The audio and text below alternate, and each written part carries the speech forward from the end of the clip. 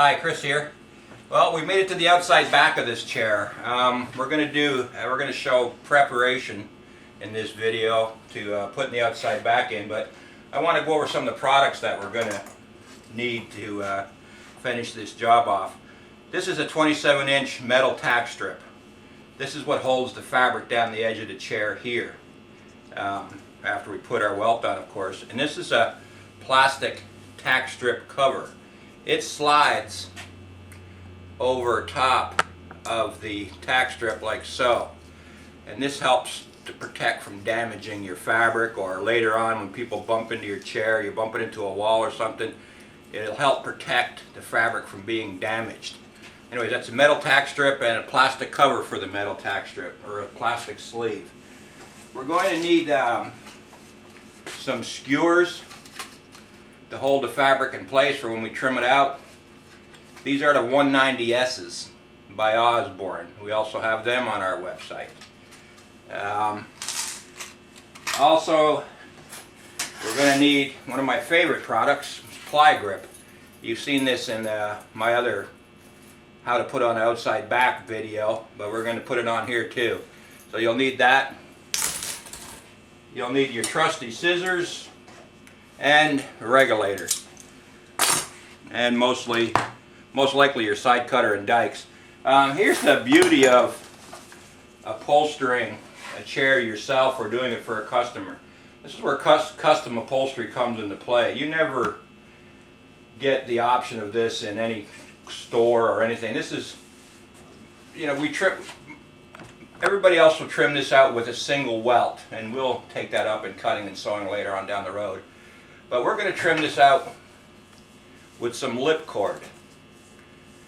This is a twisted lip cord, and instead of putting regular old welt on the side and trimming this chair up, we're going to dress it up a little bit. And that's the beauty of doing it yourself or doing it for your customers. Anyhow, if you could see real close on this welt cord, it has a front. This is the back side of it, where you can see the stitch line where the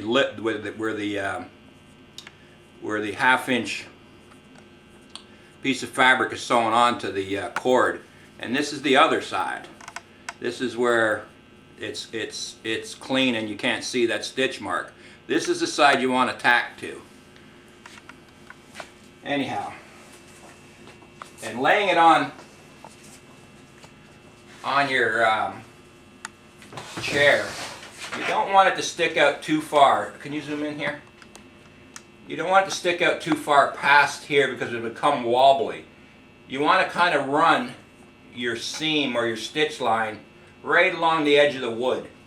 That'll give you just enough of a profile for the trim and make it nice and snug when it's on the chair. I'm going to apply this. I'm going to start at one end and work my way around. So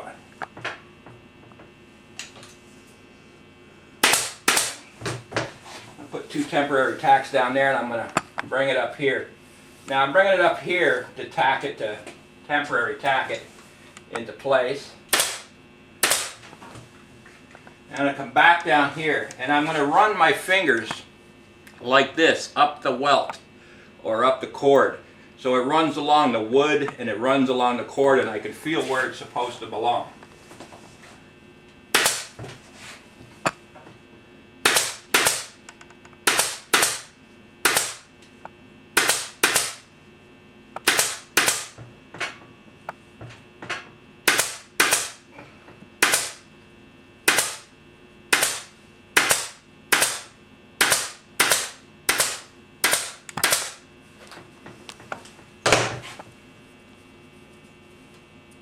I misfired a couple staples there.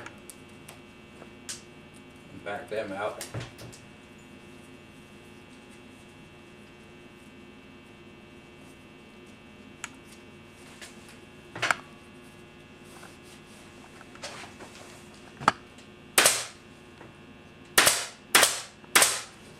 Now you get to the top, pull it straight up like that, put the staple roughly where you're going to turn around the corner.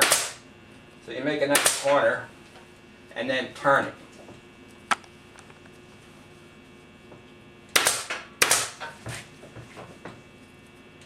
again, you want to follow the outline of your frame.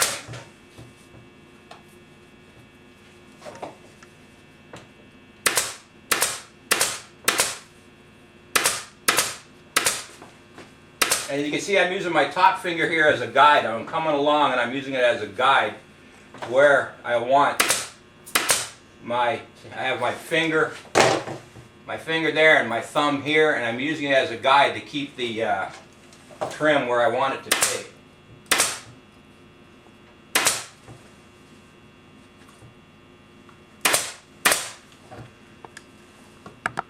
And you do that all the way around.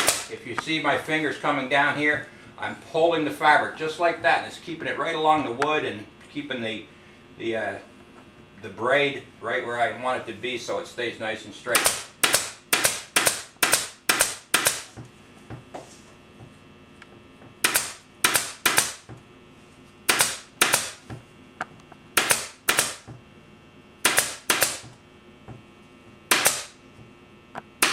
I'm going to leave that excess, leave a little of the excess hang out at the bottom. I'm going to finish it when I finish the bottom of the chair.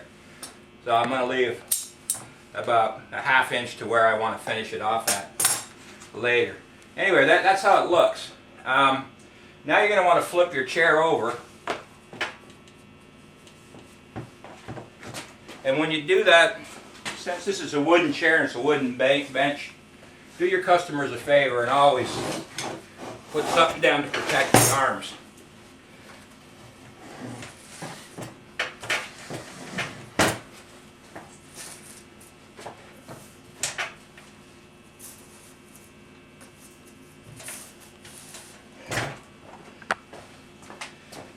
Okay, we got it to this stage.